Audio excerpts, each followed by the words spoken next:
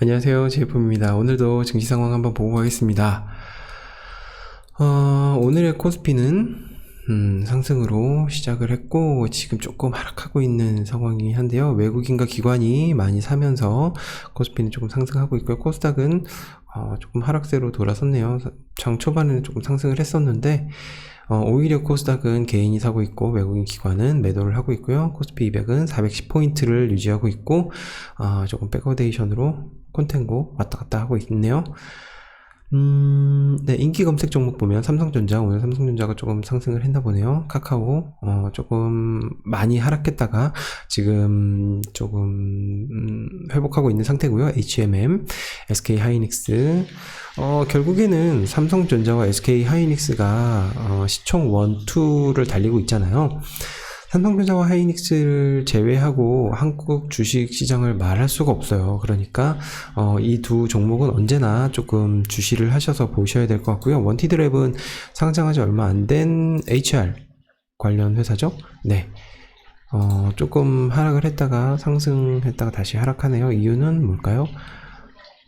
보호 예수가 조금 풀렸나 보네요. 네, 그러면 뭐 이렇게 될 수 있어요. 네, 그러니까 원티드랩.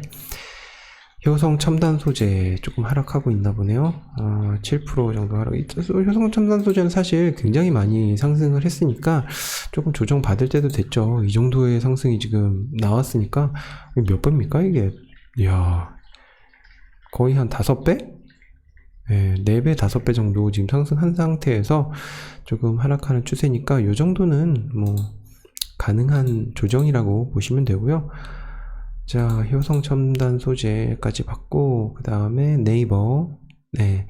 네이버는 사실 카카오하고는 조금 다른 회사라고 저는 생각이 드는데, 카카오는 아직 그 수익이 나지 않는 회사예요. 이 정도의 이 단기 순이익이 나고 있지만, 이 정도의 순이익 갖고는 사실 조금 힘들죠. 아직도 조금 적자를 보고 있는 회사고, 뭐, 1000억 정도, 지금 매출이 지금 4조가 넘는데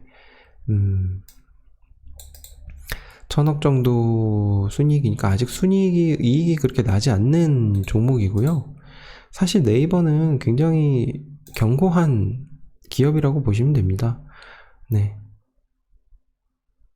1조 6천억 원인데 지금 순이익이 5천억 원이잖아요. 그러니까 이 어느 정도 이 영업이익률, 순이익률도 괜찮은 구조라고 보시면 되고요. 뭐 카카오는 문어발 확장을 하고 있다라고 이야기를 하지만 네이버는 사실 그런 것을 이미 2020년과 2021년에 엄청나게 두드려 맞고 어느 정도 체질 개선이 이루어진 상태입니다. 근데 네이버가 하락하는 이유는 뭐예요? 카카오가 하락하니까 네이버도 동반 하락하는 건데 저는 네이버 굉장히 늘 말씀드리지만 네이버가 더 좋다 좋게 보고 있다라고 말씀드릴 수 있고요. 현대자동차 그리고 테스나는 제가 알기로는 네, 반도체 관련 주식이니까 이 테스나가 왜 이렇게 하락하고 있을까요? 네. 그렇게 돈을 잘 버는 회사는 아닌데 조금 영업이익률이 하락하고 있는데 그래도 테스나도 저는 굉장히 괜찮은 기업이라고 생각이 듭니다. LNF는 2차전지인 걸로 알고 있는데 그쵸? 2차전지? 네. 테슬라에 연계돼서 조금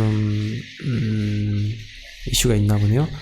네, 2차전지도 마찬가지로 사실 순이익이 크게 날 수 없는 구조인데 지금 뭐 전기차 시장이 굉장히 활성화되고 있기 때문에 2차전지에 대한 조금 이제 회복이 나오는 것 같아요. 한참 동안 좀 많이 하락했었거든요. 모르겠어요. 오늘은 하락으로 마감할 수도 있을 거라는 조금 느낌이 들고 지금 시간은 오후 1시인데 네, 그럴 수 있을 거라고 생각이 드네요. 자, 상승하는 종목을 좀 보면 신원은 그 옷 만드는 회사 아닌가요? 그쵸? 니트, 신원, 에베네셀 뭐 이런 회사 아니었나요? 네, 상승한 이유는 뭘까요? 자사주, 중국 시장이 열려서 뭐 남북 북한 관련주로 되나 보네요. 네. 오늘 22%를 상승하네요. 네. 특이합니다. 그리고 선도전기. 네, 여긴 무슨 회사일까요? 전기 변환기기.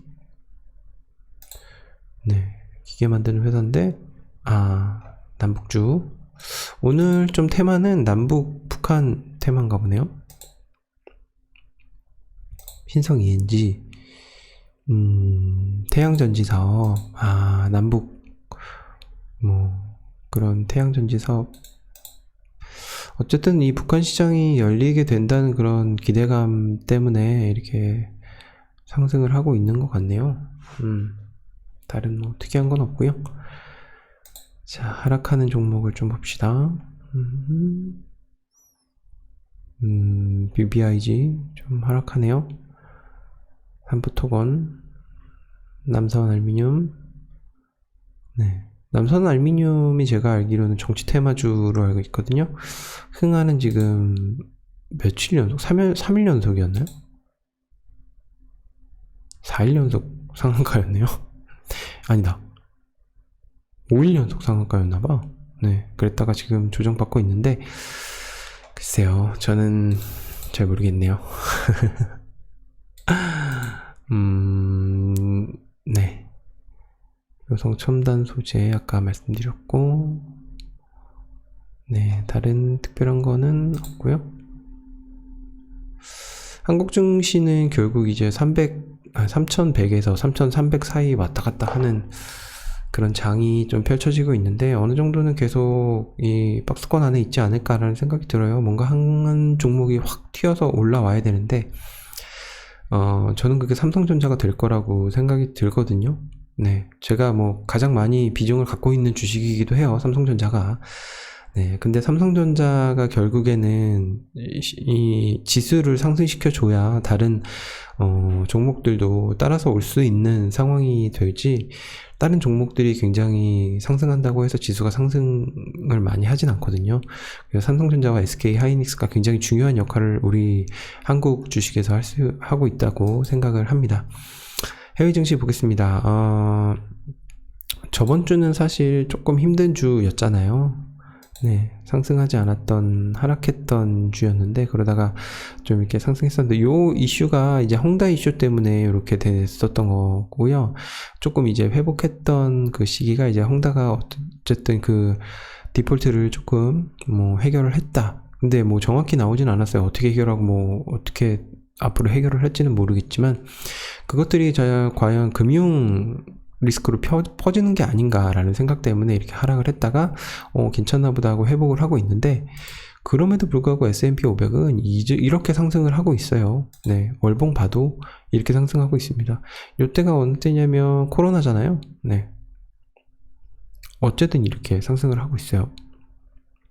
그러니까 S&P 500에 투자하는 거는 사실 큰 걱정은 안 하셔도 된다. 제가 늘 말씀드리지만 미국 주식은 미국 시민의 모든 자산으로 되어 있기 때문에, 그리고 기관들이 엄청나게 얽혀 있기 때문에 미국 주식 시장이 하락하는 경우는 사실 세계적인 금융 리스크가 될 수 있기 때문에, 네, 미국 주식은 결국에는 우상향할 수밖에 없는 상황이다.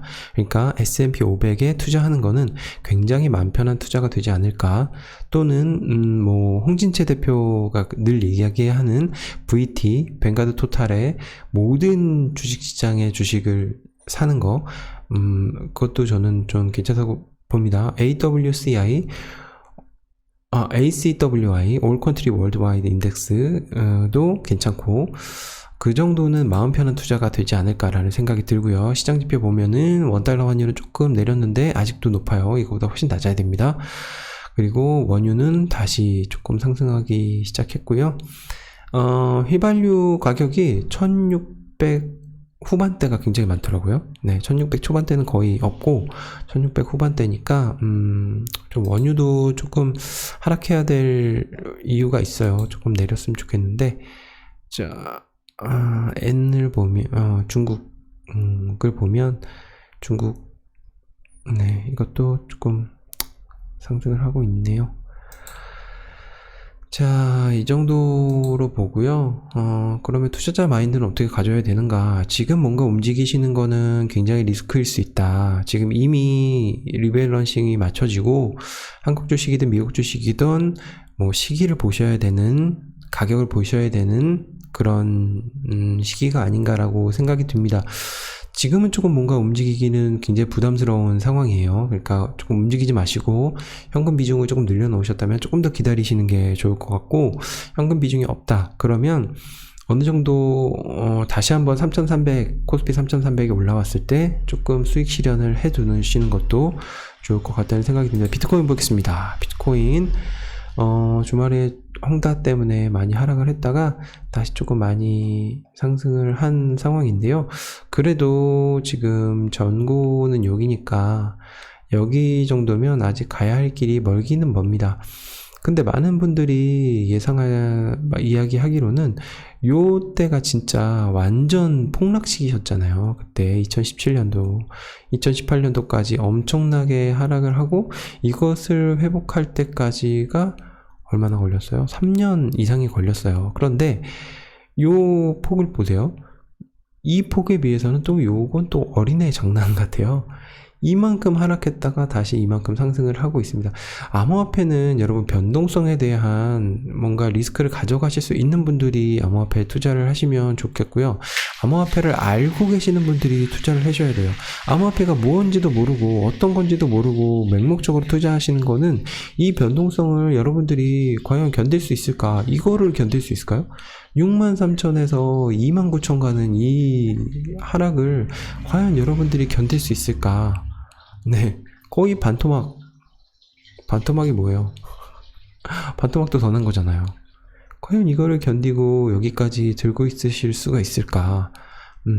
여기서 샀으면 뭐 그렇게 큰 문제는 없는데 여기서 산 분이 과연 여기서까지 견딜 수 있을까라는 의문이 듭니다. 그러면 변동성에 굉장히 여러분들이 중요하게 생각을 하셔야 된다는 거죠. 그러니까 변동성을 조금 생각하는 그런 감내할 수 있는 리스크를 가져갔을 수 있는 분들이 암호화폐는 투자를 하셔야 된다라고 생각이 듭니다.